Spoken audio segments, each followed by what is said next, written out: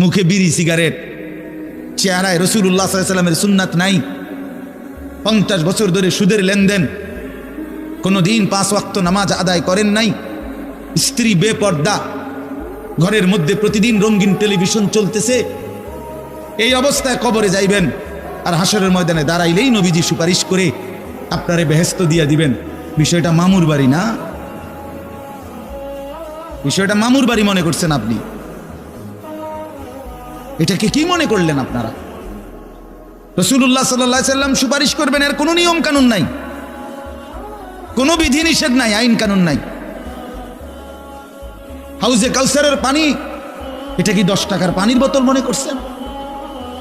রাসূলুল্লাহ সাল্লাল্লাহু আলাইহি সাল্লাম বলেছেন, এক ঢোক পানি পান করলে আর কোনো দিন বান্দা তৃষ্ণার্ত হবে না।